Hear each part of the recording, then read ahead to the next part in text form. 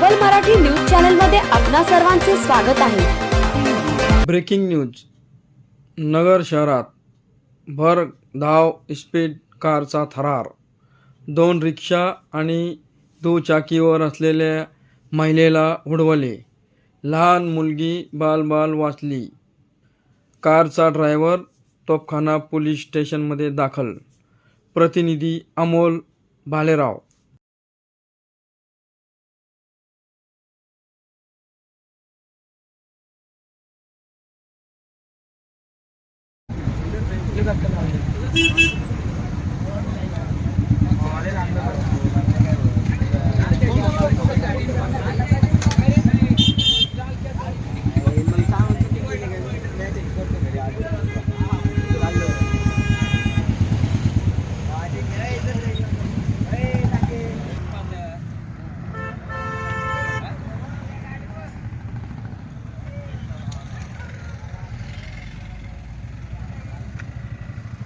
चौकात पण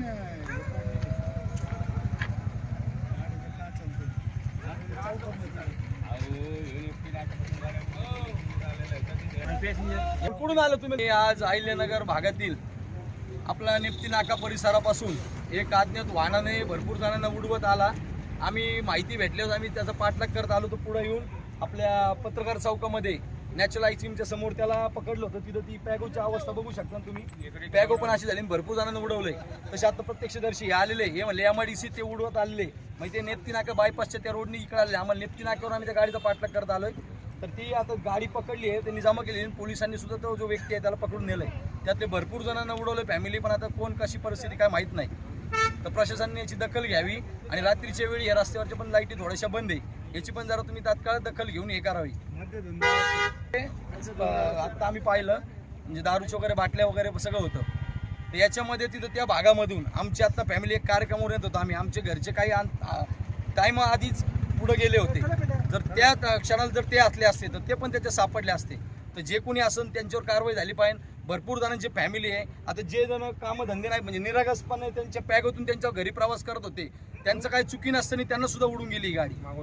मागून येऊन त्यांना धडकली गाडीची, तुम्ही चक्काचूर बघू शकता। आणि हे दादा यांच्या पण भावाला उडवलं, ते बोलतील, बोला थोडं।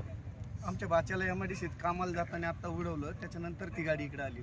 पुढून बायपासने आली। बायपासने म्हणजे पूर्ण गाडा तुकडे झाले पूर्ण ऍक्टिव्हाचे। त्याची पूर्ण माहिती घ्यावी तुम्ही, अशी आम्ही तुमच्या माध्यमातून विनंती करतो। कशा संदर्भात तो एवढा फास्ट पळत होता, तुम्ही पूर्ण फुटेज काढावे। नेप्ती नाका परिसरापासून सगळ्या भागाचे फुटेज काढावे। तो काय कारणास्तव एवढा फास्ट गाडी चालवतोय, काहीतरी कारण झालं असेल, काही कशात असेल म्हणून तो एवढा पळत असेल।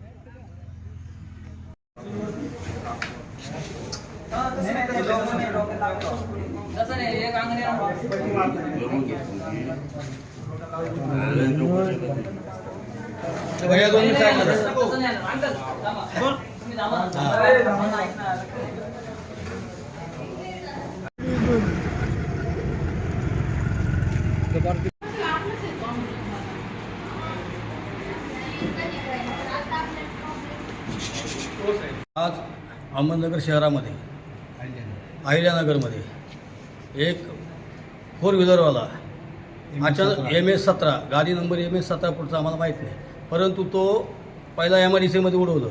तिथून तो पुढं बायपासने तो डायरेक्ट तो नेप्ती नाक्यामध्ये त्याने उडवलं। त्याच्यानंतर एक छोटी बच्ची वगैरे त्यांना उडवलं।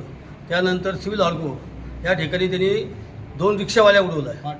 फाटक चौकामध्ये एक उडवलं। त्यानंतर सिव्हिल हॉस्पिटलच्या म्हणजे पत्रकार चौकापासून तर पुढे 2 रिक्षावाल्याला उडवलं।